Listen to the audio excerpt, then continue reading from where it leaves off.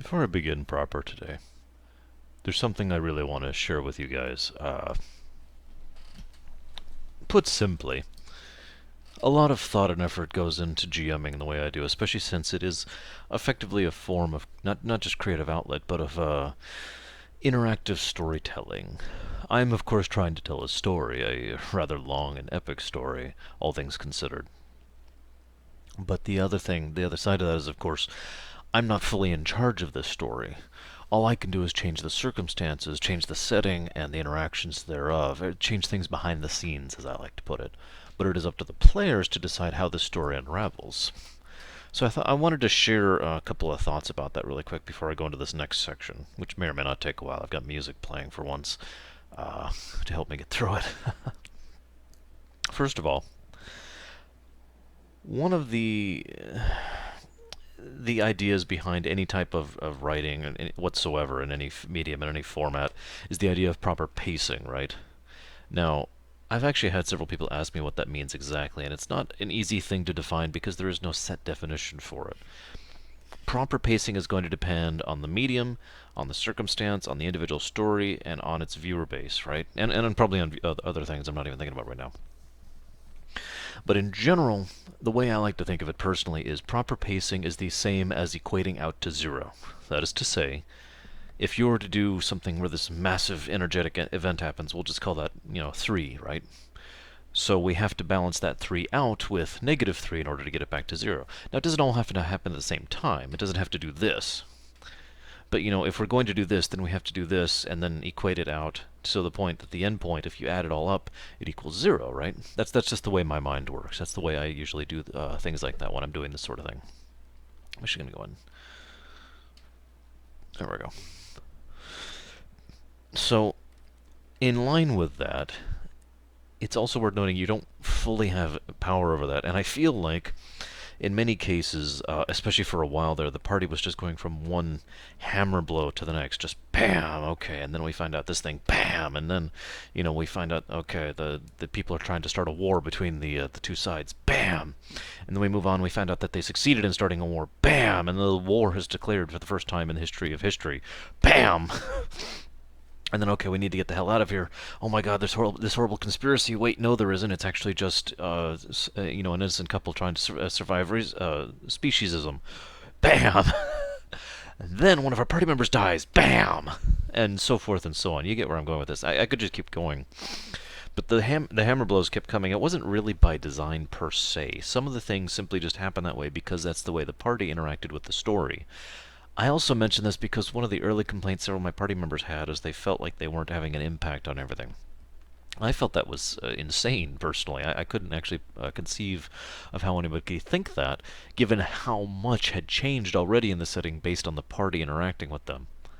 Literally, I mean, basically everything that's happened so far has to some extent or another been caused by the party, and that's going to become more of a thing as time goes on. But I digress. My point in bringing all this up now especially is because we're about to have another thing that was intended to be a wham episode, as I like to call it. It's also a TV trope term. Another big moment, another hammer blow. This was also intended to be the final hammer that was to be dropped for a while.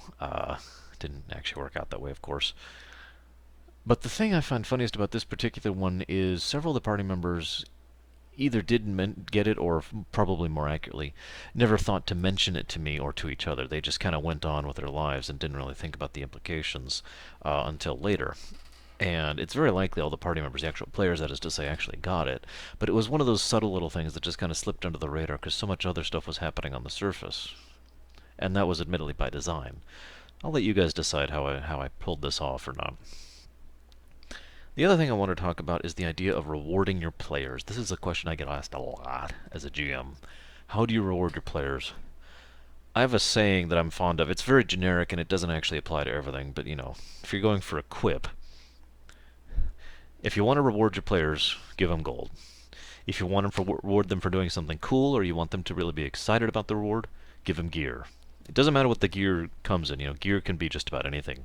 Gear could be a nice boat. Gear could be a fortress that's theirs. Whatever. Obviously, that's kind of high scale, but you get the point. If you really want to challenge your party members, give them responsibility. Responsibility in this context is best defined as something incredibly cool, something incredibly valuable, something they really, really want, but something about it or its situation or the circumstances or whatever conspires to make it so that you can't actually just take it and run with it. They have to think about the consequences of their actions for doing so. It is also worth noting that as a GM, you should probably be prepared for your players to not think about the consequences of doing so. So just, I mean, just be ready for that should the need come into be, which, hey, it might, right? Now, it'll probably be really obvious why I bring that up in a moment. So the party goes ahead and leaves Rithholm first thing in the morning and heads up to Marblebush. Marblebush is, of course, where Araiguna is. That is to say, Araguna. He has been having issues there recently where he hasn't been really getting good night's sleep. I mean, he's kind of restless, and the town has basically been refusing to let him leave. I'm going to give you a quick info dump that he gives the party, and the party learns from the town over the first little tidbits of information here. Marblebush used to be a quarry town where they used to mine, stone, slate, quartz, just about whatever. But the quarry ran dry, and all they were getting was standard, unusable dirt and clods and stuff like that. However, they did encounter what looked like something leading to an ancient ruin, okay? So they put out a bit of a call to adventurers to try and have adventurers come and plunder this ruin so they could try and sell the artifacts and the rights to access it so they could keep their land. Now, in case you're wondering here, because this came up later, this is a town almost entirely populated by dwarves, okay? Nothing but, like 90 percentile, give or take. And it's a fairly small town, all things considered. They've got their own farming, and they're pretty self-subsistent, but the quarry was the only thing that was keeping the town going as far as finances. And they don't want to leave. In fact, they are obstinate to the point of refusal to leaving, because this is their home, this is their land, and they don't want to leave it. And honestly, it's probably a fairly understandable premise if you think about it. So they were really pushing to get something working here. Araguna happened to be the first adventurer who answered this call, showed up, started examining the ruins, and found it to be a treasure trove of artifacts. He got quite a few of them out, got them out, the town disseminated it, sold them off to people, to artifacts or colleges or universities or whatever, all sorts of people, and, much celebrating, right? The town can keep going. The town can keep keeping its current location. They don't have to move. They don't have to slowly, starve out or whatever. So they're pretty happy about that. Araguna has been something of a local hero as a result of that. And he's been here for some time now, probably about a weekish, give or take. Now, Araguna thinks all of this is really strange because he's actually tried to leave the town, and the townspeople have basically not let him. They haven't done so forcefully. They've just been quietly, coercing him. No, just go ahead and keep staying. You don't need to leave. It's that kind of a thing, right? So he also feels rather odd and hasn't felt the same ever since he went into the ruins. So the party shows up. All this information is gathered, and they're like, okay, let's check these ruins out. They go down into the ruins, and this place is clearly and obviously psionic. I say that freely because I'm sure you guys already know this, but it is worth noting that from the party's perspective, other than Fear Nasil, this is actually the first time the party has really encountered psionic technology or psionic ruins. So this section kind of was elongated because I was going into detail and explaining it, and they were role-playing properly, having never seen any of this stuff before. Even though technically in the course of the campaign, a viewer, such as yourself, has already encountered psionic and all this stuff. So there was a bit of repetition here, which I'm just going to gloss over for you. Bottom line is, this is a psionic facility. Now, as they're journeying through it, they do find quite a few things, but they decide to go ahead and take a side path. I actually was wondering at the time if they would go down this route at all. They go through this side path, and it opens up into this massive hangar facility. Huge. We're talking several kilometers in width and diameter. This place has an airship in it. Now I'm going to pause for a moment to describe something else I've been doing. Another storytelling technique is what I like to call the slow build-up. You only really can emphasize how different or how impacting something is if you've already established what the norm is, right? That's just basic storytelling. So, over the course of the campaign, at several instances, the party has encountered airships utilized actually by the show specifically. But, they've encountered the airships. They've encountered that sand ship that was run by the Navarre. They know what airships look like in general. They actually had an airship coming after them, a destroyer back in Hultberg. It's something that I've been making sure to spackle here and there. And each time I showed them a picture. Now, I don't have it to show to you, obviously, but if you've ever played Homeworld, the general design of most of the basic ships in that is similar to what these things look like. In other words, they're very blunt. They're very basic looking, cylinder shape, cylindrical type shape with, flat edges, very boxy, almost no aesthetics design whatsoever. It's designed to be functional and nothing else, right? The reason I emphasized that so much was to further emphasize this moment. I was building up for this for quite a time, although well, we won't talk about that, but moving along. This ship looks like the complete opposite of that. First of all, it's huge, easily larger than a standard frigate is. It's got curves, it's got artistry to it. It looks like a statue, a porcelain figure, which looks like a chunk of the clouds has been carved away and solidified. It's made of titanium and pearl and silver and gold. It's got designs on it. It's got gemstones glittering here and there. It doesn't even look that solid. I mean, it's the only thing that's a solid core is right here at the tip, and then it's got these wings that come out in all directions behind it. It looks like a work of art, and the design was intended to specifically to get that reaction, especially in contrast to how airships normally look from the party. It succeeded beautifully. Most of the party members were like, "Oh my God," when I first showed them a design of what this thing should look like.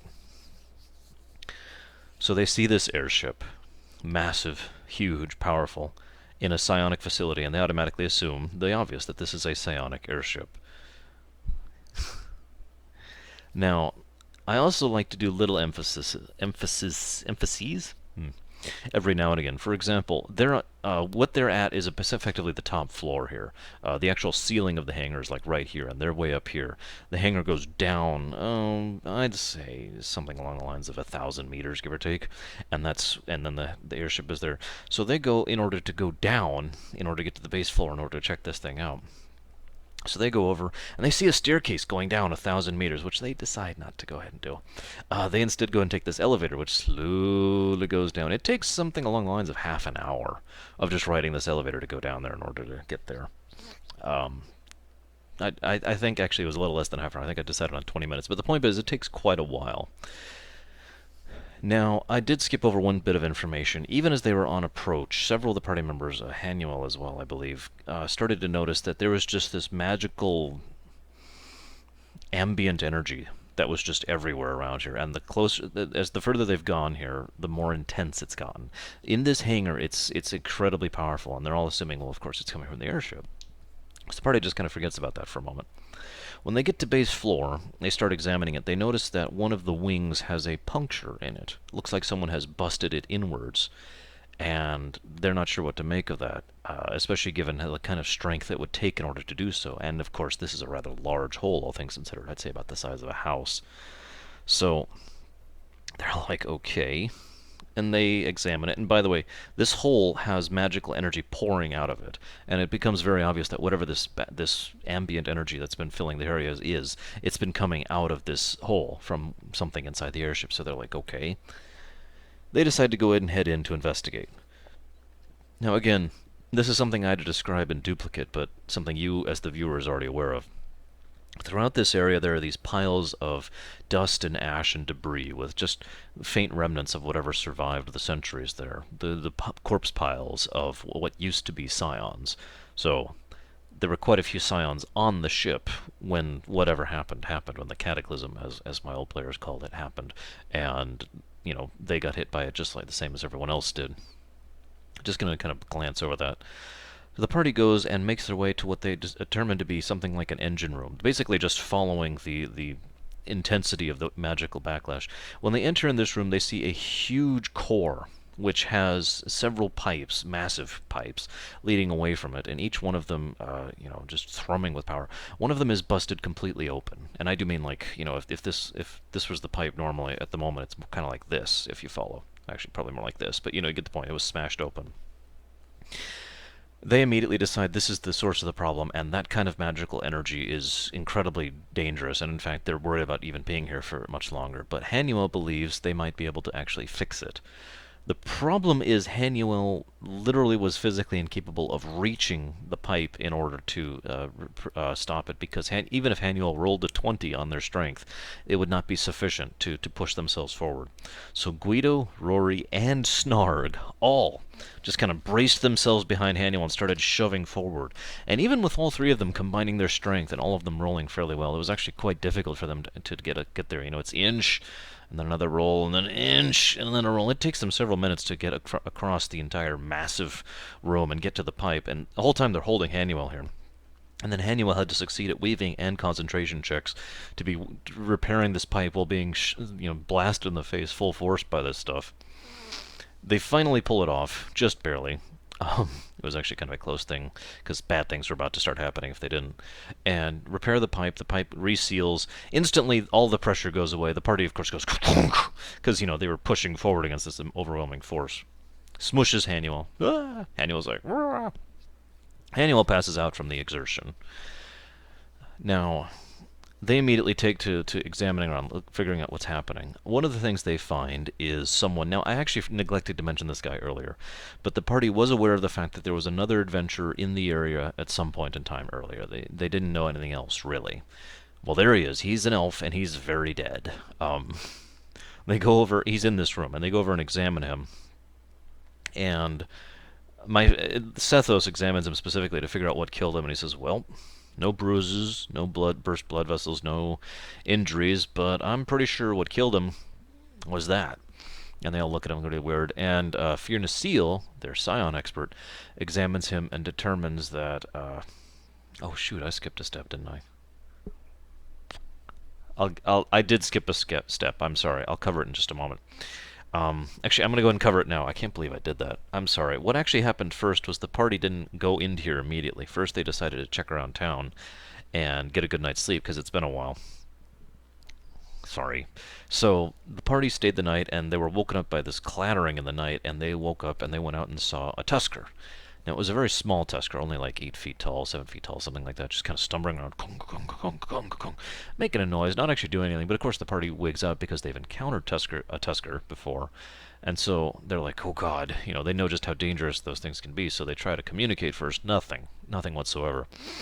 And as they try to communicate with the tusker, several of the dwarves come out, some of the dwarf elders, the council members come out and start talking with him, and it boils down to the fact that they find out that Araguna somehow every night has been turning into this tusker thing.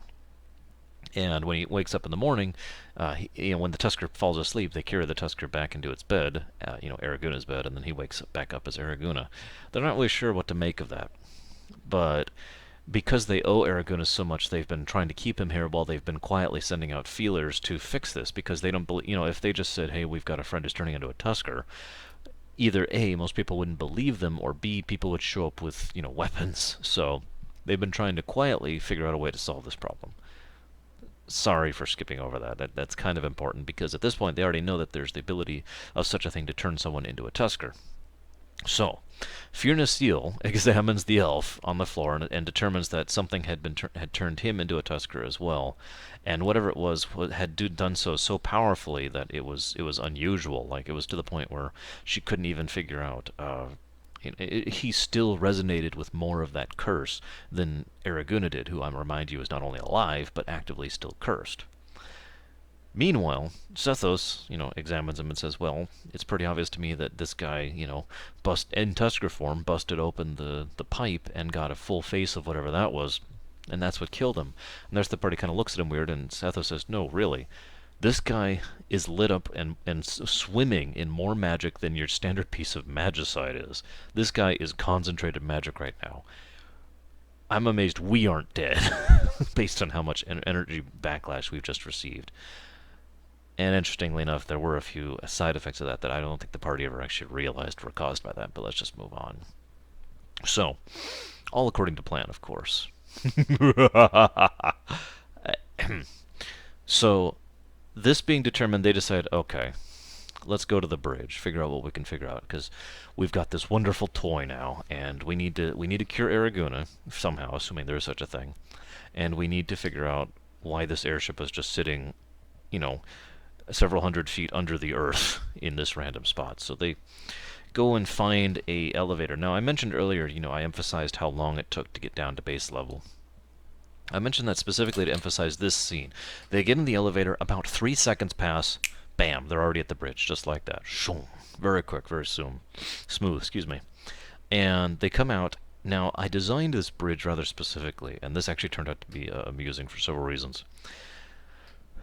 If you can picture your standard Star Wars style bridge, I'll just say it like that, like on a Star Destroyer, for example. There's panels everywhere, lots of areas, lots of inlaid areas and all that stuff. Chairs here and there, very comfortable looking chairs.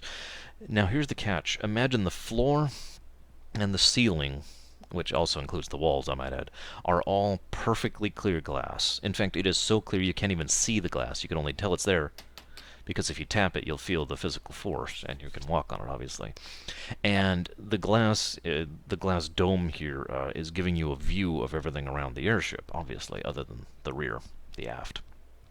And so, I also think I mentioned we're about 1,000 meters in the air at this point, so several of the party members have a bit of issue with heights. And so, for example, Z gets out and immediately just completely flips out because the first thing that happens is Z looks down and sees this bottomless, just sees air and the abyss down below her, and she's like, oh my god.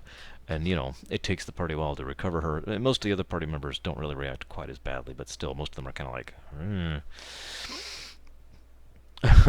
So Firnasil goes out, and they basically ask Firnasil to start accessing the panels to figure out what she can figure out. And she just starts going from panel to panel, and I rolled a random dice to determine which one she found that interacted with her first. And I liked the way it turned out. I can't believe the party just let her do this. But she gets to a panel, and she says, okay, alright, I'm trying to access it. And, okay, yes, I think... And then she just kind of stops and goes and stares into space like, oh my god. And she doesn't actually react to anyone at first. And anybody who looking at her carefully notices that her eyes are moving around like completely rapidly. I don't know if you can tell what I'm doing right here. Just all over the place. Very, very rapidly, like she was reading, at my normal pace, and just, oh my god. And she just completely zones out for a minute. It takes a while for the party to actually get her attention back. And when they do, her response is, I see everything. And they're like, okay, that's too much. We need less. We need less information than everything. What it is I've mentioned before the extreme ability of scanners at an airship level, at a military level. This thing is no exception. In fact, this thing is probably even more detailed. She could see people in the next town over. Individual people. She can see what they're wearing. She can see how much air they're breathing. She can tell, how many hair follicles they have on their head. All of this information is just flooding into her, and she's trying to make sense of it and just being completely overwhelmed by the massive data dump that's pouring into her brain. And so the party starts asking some questions. What can you see around here? And she's like, the first thing they ask is, can you find Kazrinthka? Because they believe she might be alive. And she, of course, says no. No surprise there. She does see a few Ulthoi to the northeast that ironically end up encountering the party in a bit anyways, but otherwise no. And so then they start asking a few other questions, and finally it boils down to, okay, we need to fix Araguna.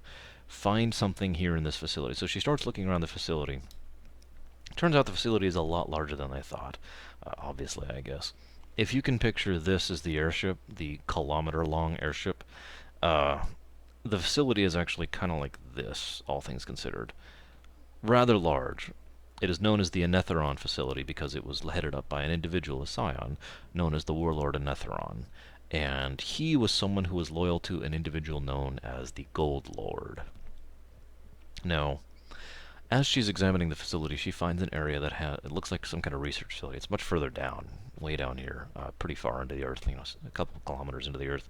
And she's pretty sure that's actually got some of the stuff that's similar to what Araguna was interacting with. So that's probably their best bet.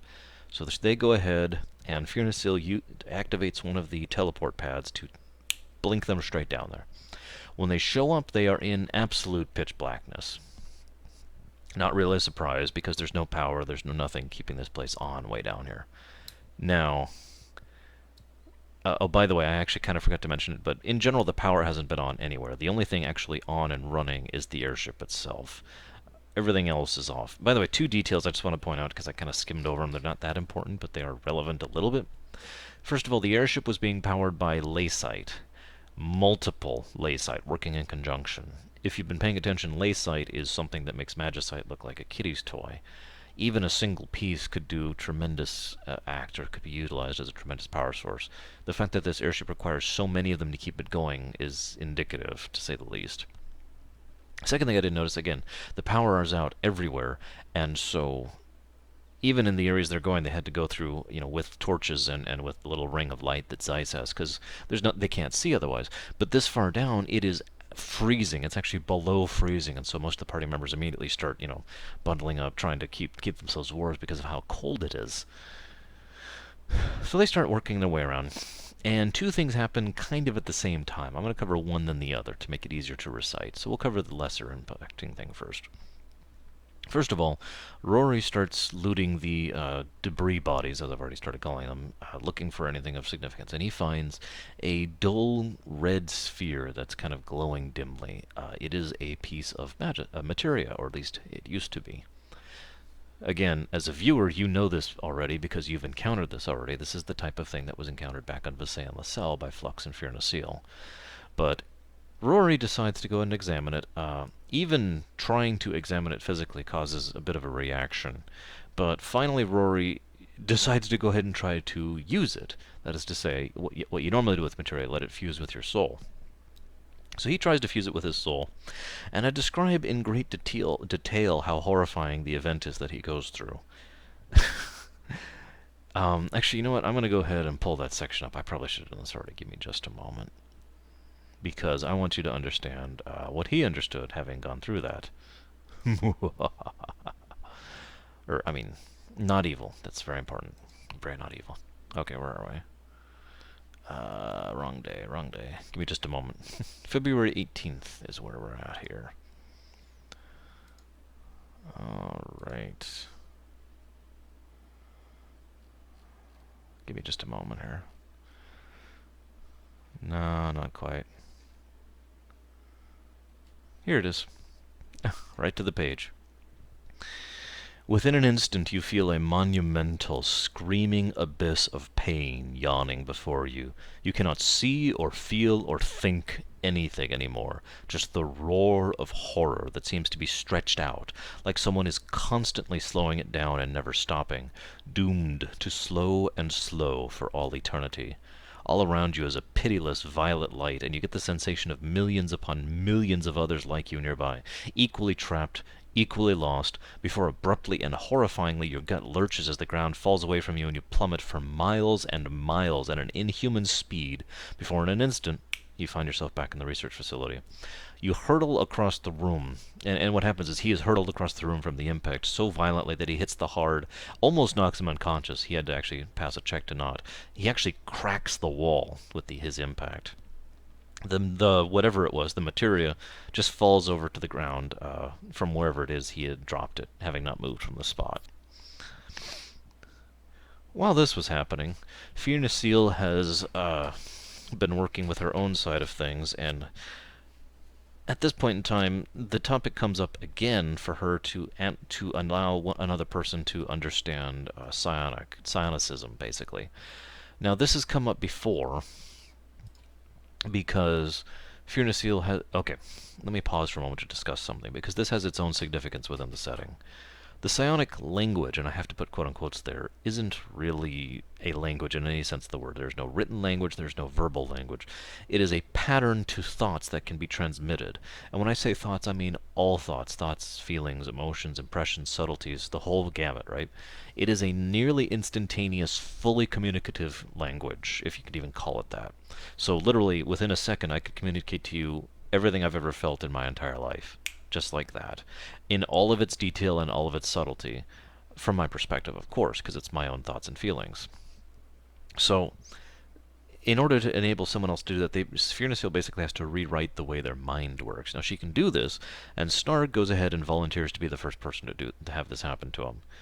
This takes a little while, and of course Snarg is completely just as a result of this. Fearness is so exhausted by the effort that she literally passes out in the cold, in the below zero cold, and is in danger of freezing to death if they don't do anything about that. Snarg himself can barely function, but he manages to get up just enough in order to start analyzing several of the panels, and he comes across what look like essentially journals. It's something the Scions have done on many occasions. They'll put their thoughts and feelings down into the panels in order to record them for whatever reason, because they're kind of vain creatures, all things considered. So he learns in his studies that the device in question is a little thing that is activated by proximity. It's virtually otherwise unremarkable, and all you have to do is get near it. The physical things getting in the way does not matter. You could literally bury it somewhere and put the dirt over it, and someone walking nearby would be affected by it. What it does is it alters their very being in order to change them into something that can be morphed into a malleable tusker. It's not a true tusker, but it's a form of tusker life that has very low sentience and very low intellect, but nevertheless can take instructions and is incredibly susceptible to mind control. It is designed to work on any lesser being, that is to say, any sentient race that is not a scion. Now, in case you're paying attention, that's the wham right there. But I'll let you think about the impacts and what that means on your own.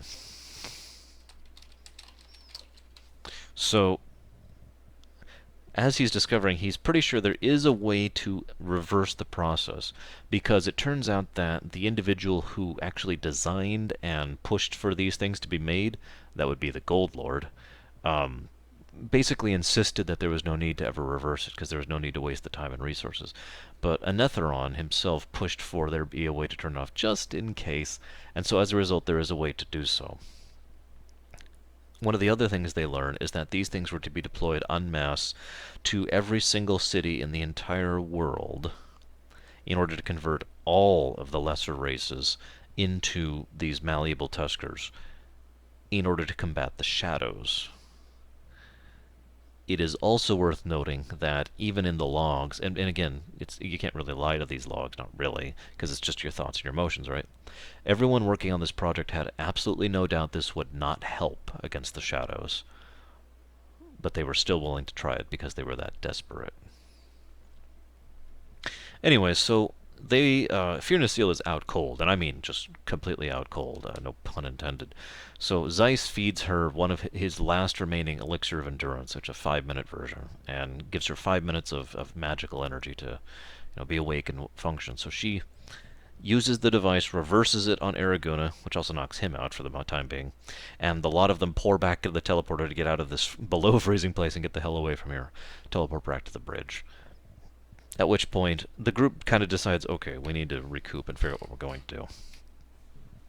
Fearness is basically carried, along with Araguna, out of the place.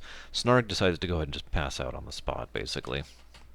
Everyone gets back into town, have a good night's sleep. The next day, several things happen, all of which are significant. First of all, Snarg decides to go ahead and use the scanners on the ship himself. Now, it actually requires will saves to even do so because of the sheer monumental amount of energy that's pouring into your brain. But he does look around the area. Now, he basically is using it to try and analyze the areas to the northwest towards the crater, because he's still trying to find a home for his people, the Wildpaw tribe. However, in his examinations, he sees something that he probably wouldn't have seen if he didn't have this technology at his disposal. Fairly deep in the earth, over here, pretty near the town, but on the outskirts of the town, there's a massive deposit of Pyrial. So, he makes a mental note of that. He also, I guess that's actually it. He found a lot of little details, but none of which were super important. However, he also is aware of what's also happening right now. You see, Araguna encounters the two adventurers, and insists that, there's no need for them to go into that ruin, they just need to come back with him. And the adventurers reveal that they are here looking for their comrade who, has been missing for some time. Araguna leads them to the cemetery where they find the dead elf that they found, down in the engineering area. And they're like, oh my god! Couple of interesting factoids. One, the elf has obviously been looted. You can thank Zeiss for that. And two, Araguna fails all of his deception rolls, so they think, or indeed feel very strongly that he is lying to them nonstop. So the adventurers are like, okay, yeah, we'll just be on our way then, and immediately hightail it right back to the ruin to figure out what the heck is going on. The adventurers, by the way, I'm going to go ahead and detail them in some detail because it'll be relevant soon. One of them is an elf mage, black mage, and the other one is a Moorsman warrior of some kind. He's got a big old two-handed sword. So they go back, and Araguna again tries to convince them not to go in, fails miserably, and the adventurers go in, and Araguna's like, great, okay. So Araguna goes and gets several members of the party, including Z, Caladrius, Sethos. I don't actually remember who else, because the whole party was not present for this, which is actually quite unfortunate. So they pursue, and they see, they follow in, and they find that, lo and behold, the two adventurers are standing out at the hangar facility, looking over the airship, which, by the way, is known as the Skyclaw. I'll refer to it as that from now on, most likely. So they're looking at the Skyclaw like, oh my god, we need to do something about this. And so they turn around, and the party has to make a split-second decision, because they've basically succeeded in their stealth roll, but they've only got like 6 seconds of it before the adventurers literally blunder into them. So Araguna decides to go ahead and pulls back an arrow and shoots at the mage. Hits him in the ear, as it happens.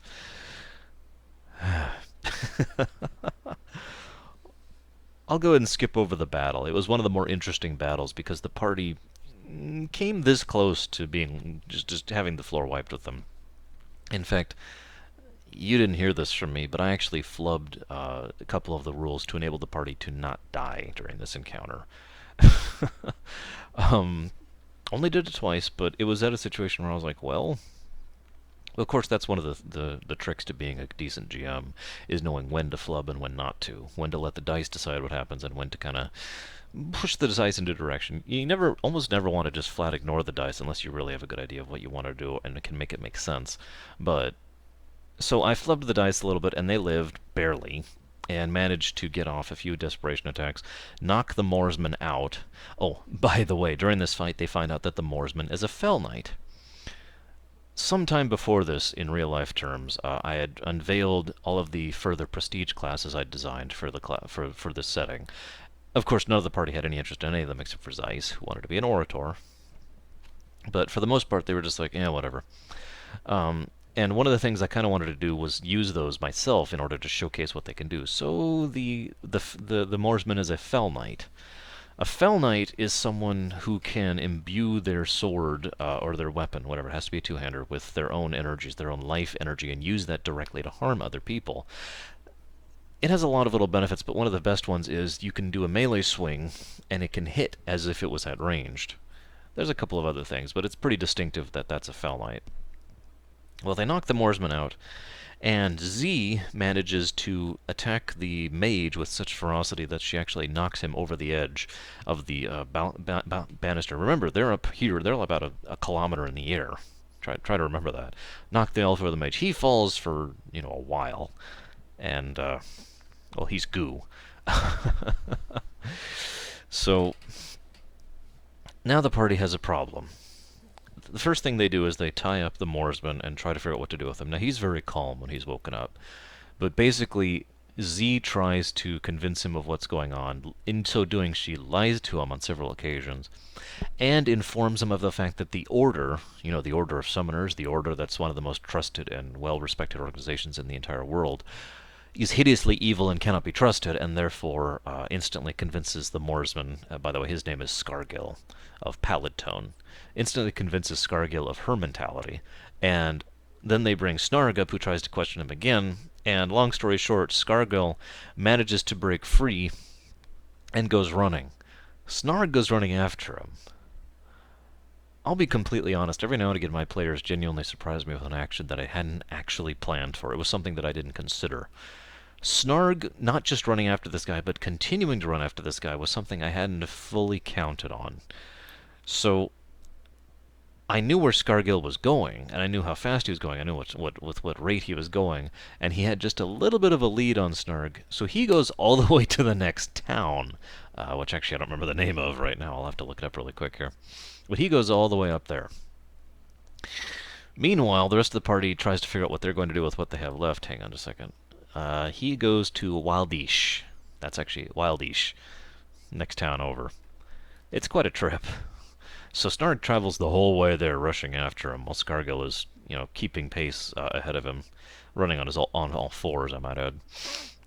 Guido ends up following, and so does Araguna. Both of them end up following sometime after to try and help. The rest of the party stays behind to figure out what they're going to be doing about this airship situation. A couple other little details happen in short. First, Rory and Fearnesil team up to try and deactivate and dispose of all of the Tusker mines, as they've started to call them. They also discover, due to the scanning device which Snarg used before he left, and due to what they could find out, Rory has actually already been infected by it. Now, from what they understand of how these things work, there are two things that can convert you into Tusker. One, if you lose consciousness, whether by falling asleep or being knocked out or whatever, you'll revert into Tusker form. And two, you can be forced into it, and forced back for that matter, if you are changed by a scion. Now, and the reverse is true, by the way. So Rory ends up working with her, and they talk a bit and blah blah blah. There's some good role playing there. I can't really summarize it and give it good justice, but it's pretty cool. Then our good friend Snarg, we get back to them. Now Guido approaches the town, and the town, when he gets to Wildish, sometime after Snarg has gotten there. Actually, let's rewind a little bit. Snarg gets there and notices that the town is on decently high alert, all things considered. Manages to sneak his way in, though. As he's sneaking his way through the town, trying to get further in, trying to figure out where he's going, basically, because he has no idea, Guido shows up and Araguna shows up. Now, Araguna also manages to sneak in. Guido decides to try to sneak in, does not quite succeed, and they immediately approach him. Upon identifying him, because Guido was someone who was identified by Scargill, they go ahead and insist that one of the terrorists is attacking or what have you, and assault him. Now they assault him to capture, but they do assault him nonetheless, so Guido is forced to retreat, and Guido ends up going back to try and recoup with the party. While this is happening... oh my god. While this is happening, Snarg has managed to sneak his way through and notices a few things. Now, I've talked about the refugees and the refugee problem. Wait, no, I haven't. Have I talked about the refugees yet?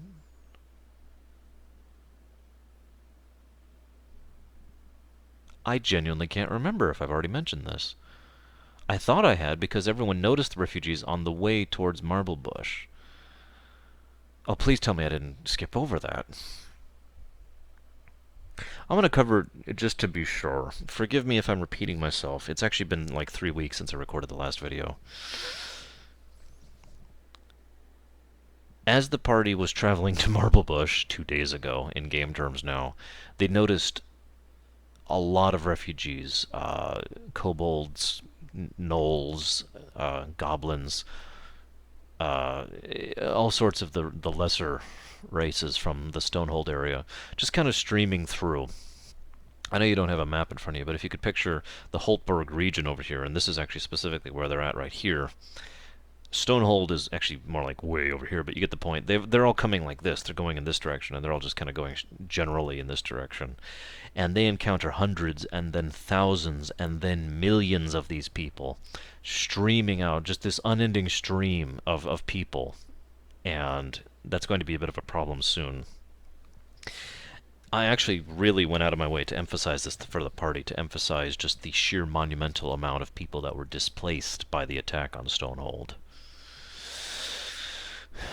So, Snarg gets to Wildish, and of course this place is an Order outpost, and as a result it is absolutely flooded with refugees. When I say flooded, I literally mean Snarg has to shove his way through crowds of people that are shoulder to shoulder because there are that many refugees here. He makes his way to one of the order posts, which, of course, one of the actual order buildings, has to basically talk his way in and tries to get some information on what's going on. Fails miserably, of course. Has no idea where Scargill is. Has no idea what's going on with that regard, and ends up just trying to be like, okay, fine, whatever. Um, Gets a little bit of tidbits of information about the refugees and whatnot.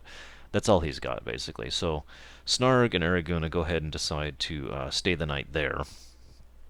Now, on his way, as he's waking up, Snarg is thinking about his next move, and he is almost positive that he hears guards talking about coming to come get him as he's waking up and leaving the inn. So he immediately turns around and goes out the window and tries to sneak his way out. Finds Araguna, who happens to, also stayed the night, as I mentioned. And as the two of them are leaving, the guards stop them and immediately arrest them.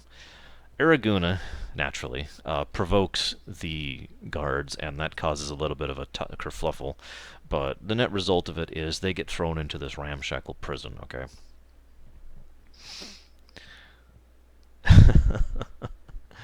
Meanwhile, back at the other town, the party is deciding what exactly to do next, and since Snarg has not returned yet, and Guido has by this point gotten back and said, okay, look, they're in there, we need to figure out what's going on, the party decides to, as one, go ahead and head up there. I'm going to go ahead and pause for a moment to mention something. This is not the first. This is one of the first times it's happened. It will not be the last time. Zeiss decides to go off and do his own thing. That's all I'm going to say. Zeiss goes off and does his own thing. He goes to do the exchange stuff. Moving on. So Zeiss is no longer part of the party at the moment.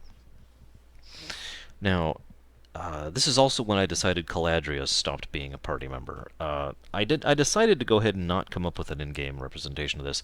I basically just phased him out of existence. Q snapped him out, as I like to say, so I just thought I'd mention that here as well. So the party, as one, decides to go ahead and head up to the order post and figure out what they can do about the situation. And, they camp some ways outside of town. But as they're trying to leave, I'm sorry, I skipped a step. As they're trying to leave, well, they have a bit of a problem. See, the first thing they do is they go back to the quarry, and with the droves upon droves upon droves of refugees swarming over the area, as you might imagine, the quarry, since this is, still in February, the bitter winds are still a problem. So quite a few of the refugees have decided to go ahead and rest in the quarry to take refuge there, to take respite, right in front of an open facility that leads to, the Skyclaw and to the Tusker mines. So they decide to go ahead and set it up so that certain, they'll leave bodyguards there, and they're going to try and keep them away from the thing. And they're just like, okay, look, we got to deal with this right now. Let's go. And so they head off to Wildish, camp outside of town.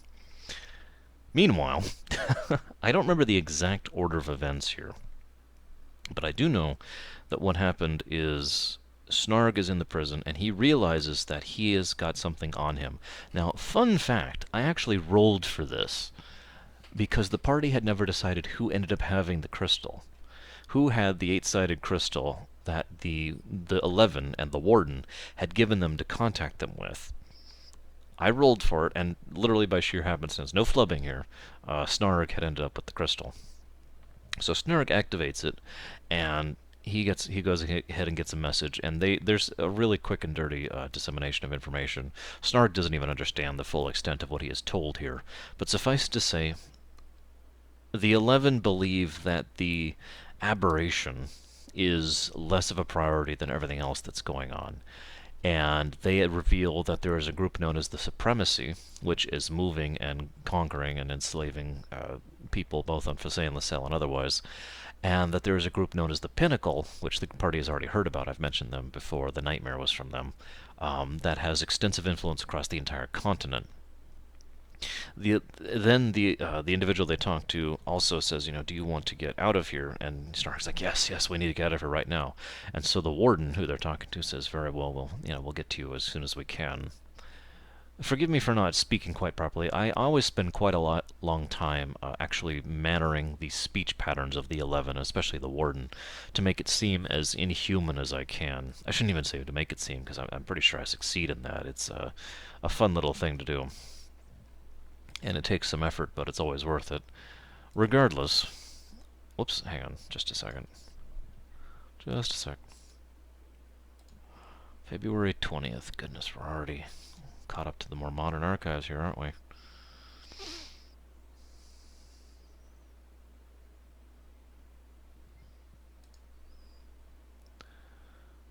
Hmm.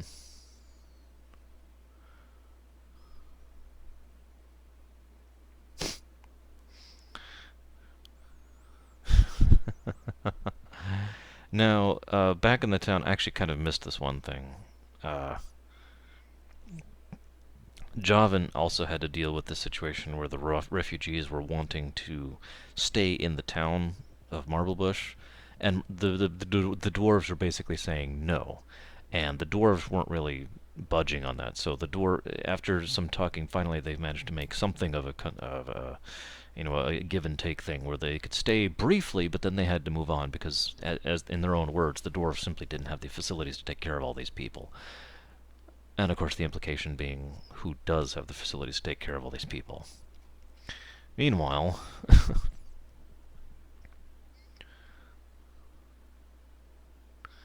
there it is.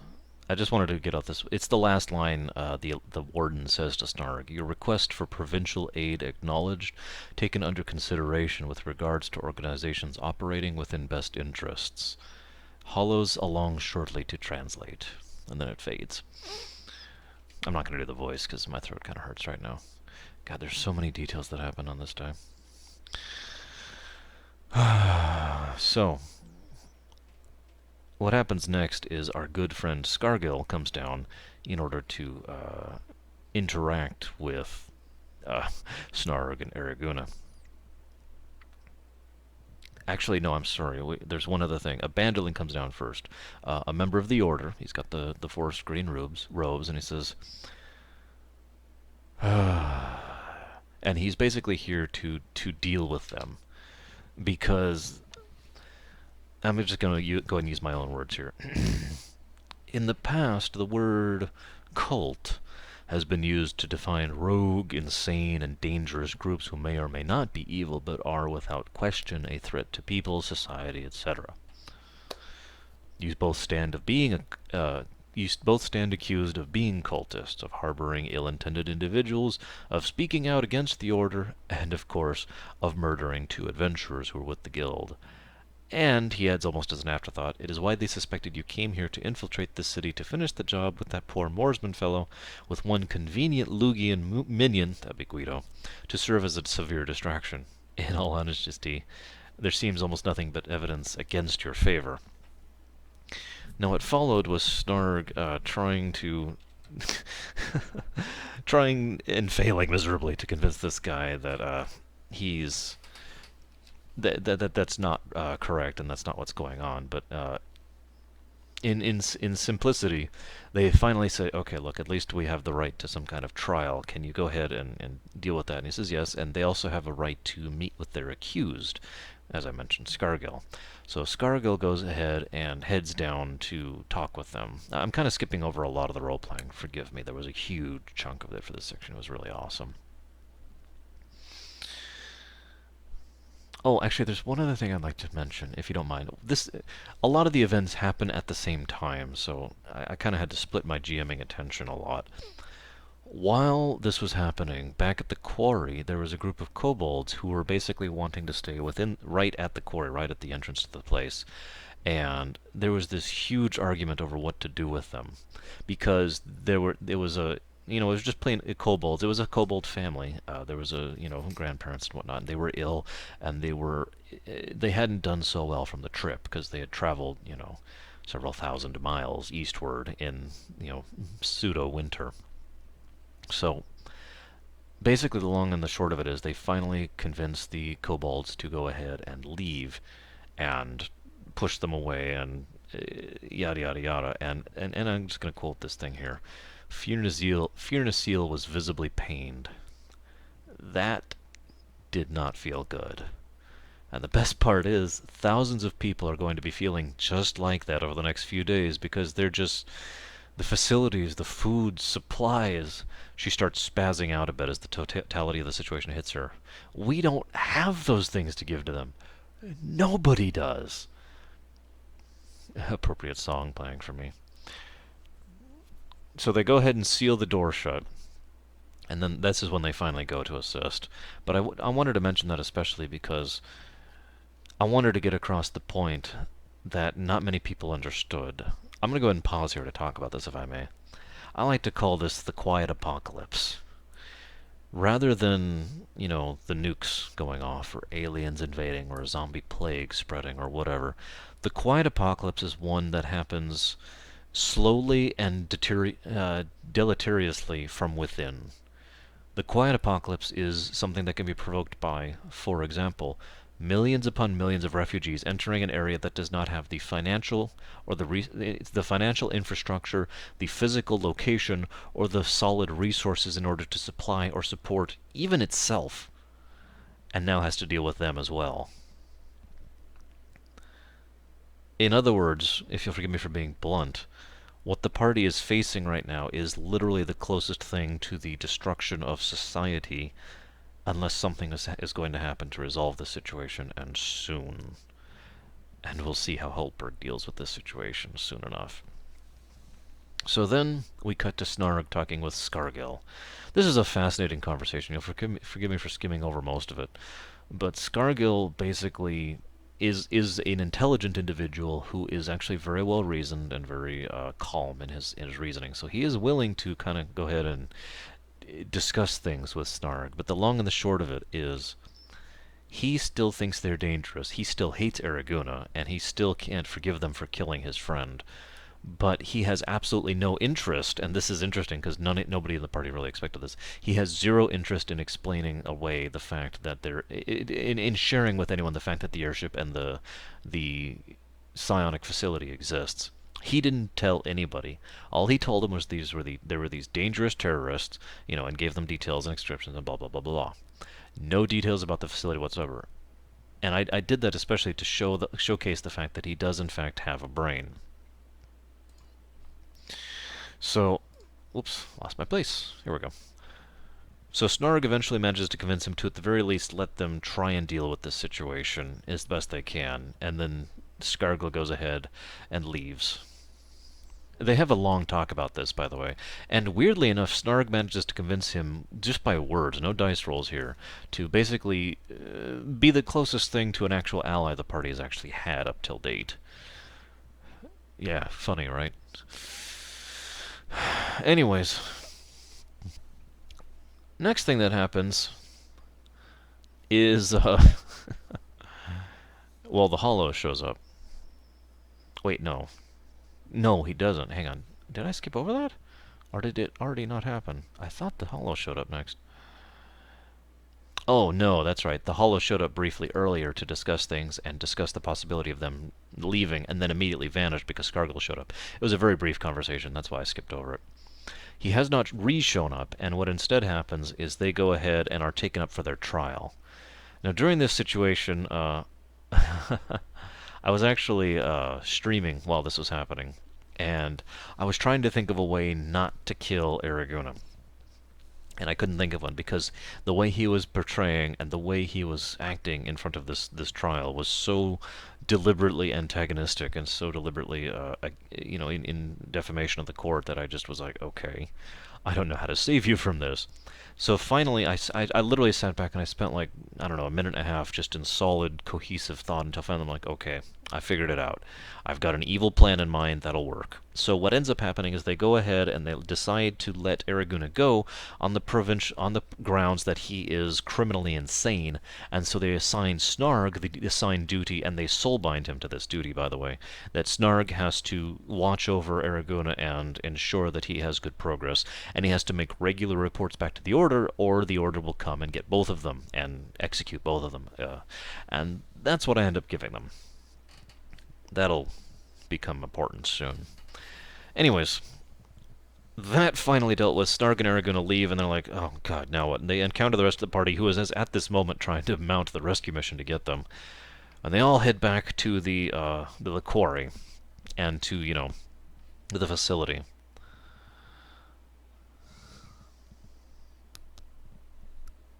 Now, a couple of interesting things happen before we go to the next big step which I will cover in just a moment. I do intend to talk about it before I stop today.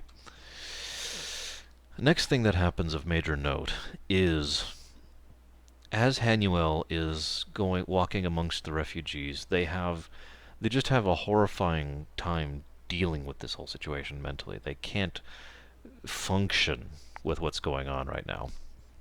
And as they're doing, they noticed someone. What did I call him? Ohanko. It's another fairy. Now, Ohanko is raving, screaming, not actually saying anything coherent whatsoever. There are not words coming out of his mouth. There's just noise. And it's flat out murderous. And in fact, Hanuel spends a fairly long period of time trying to calm Ohanko down, and failing miserably. Nothing they do actually manages to convince Ohanko to stop being as psychotically insane as he is. Now, Ohanko is just a bureaucrat, so he's not exactly powerful or anything like that. But he's literally trying to scrape skin off with his fingernails. He is just doing everything in his power to completely destroy everything. Now, in case you're not 100% sure of what's going on, I kind of laid it out for the party as well. Fairies automatically are elemental beings for all intents and purposes, right? They're infused elemental life for all intents and purposes. Fairies have that elemental sight, and it's one of the ways they can always identify a desolate. Well, interestingly enough, as you might imagine, and I'm amazed none of the party members predicted this as well, amongst the crowds, the millions upon millions of refugees, there are a lot of desolates. Now, it is most likely, I'm just going to tell you this flat out, there is no greater percentage of them here than there are amongst most normal populaces, but they're all here, and they're all concentrated as they're traveling with, it's a much larger throng than they're used to dealing with. That much desolate energy snapped the mind of this fairy, and, well, to put it bluntly, there's no saving him, and they end up having to put him down. I skip over that. That was a deliberate thing. Hanuel spent forever. They talked to Fear Nasil, talked to the rest of the party, tried to get other people out here, tried to get a healer out there, everything in their power to save this person. But there was literally nothing they could do because whatever Ohanko had been destroyed, and all that was left was this gibbering individual, this animal, that had been literally cracked under the pressure of that much desolate energy. Which also further emphasized why this whole situation was so screwed up. But we'll move on from that. So the party goes ahead and, heads back into the facility. Oh, no. The party goes to bed. That's right. I like to end these little videos on a bit of a bang. So something that happened that virtually every party member, and indeed many of my viewers, have been anticipating for quite some time, and it happens deliberately right now, as a result of the party's interactions. I'm not going to say how or why. The party hasn't figured it out yet either. But if you've been paying attention, when the Gold Lord, when Gerlin, destroyed all of the scions who were in the stasis cells on the Visayan Lacell facility, a magical backlash of energy went out. That's basically what started the whole campaign, right? That first burst of energy. There was a second burst of energy only a couple days later. And then there's been nothing for over a month since then. What happens in the middle of the night, as some of the people are resting, as some of the people are traveling, is another wave of horrific energy, much stronger and much more present than previously before, goes flying out. Visually visible. I'm just choosing weird words today, aren't I? And just smashes its way across all the refugees, all the people, terrifying everyone. A couple notes. First of all, if you'll remember, Z, and I kind of already give this away, is a desolate. Well, Z is also a fire desolate. So Z is literally, most of the people, it just goes over them and impacts them in some way or another. Z is actually picked up by it and carried along with it, and she's just being carried along in the air as this wave is expanding further and further west, several hundred miles an hour. And finally, Z just is literally being disintegrated into the wave, being absorbed into it, and finally Z manages to translate behind the wave and recover themselves, but incredibly traumatic experience to say the least. Of course, everyone in the party notices this massive explosion energy, And one of the first things that happens is Rory rushes up to find, and Rory and Snarg are like, "Oh my God, we got to find Fear Seal," and they rush up to find Fear Seal, and they notice that there is a massive hole in the wall of her room in the inn, and they go ahead and look out, and they see Fear Seal is like 50 meters that way. And near as they could tell, Fear Seal had actually been caught by the wave in the similar manner to Z had, and been literally smashed through the wall and blown across all the way across the town square there. So they go and recover Fear Seal, and it takes a while because she's completely unconscious, of course, and several of the party members are dealing with this. But after a bit, they manage to get a few words out of her, and those words are, "Gerlin, I have to go to Gerlin. I know where he is right now, and we need to go." And that's where I'll cut off, because the next video will be one of the last ones. We're almost caught up with where the campaign actually is. The next several events all happen within the very short period of time, in game terms, about a day and a half, give or take, even though it took several weeks in order to roleplay all that out. And then there's going to be one other session after that, and after that, we'll be caught up with where we are now. So I genuinely hope you enjoyed this, and I hope to see you next time.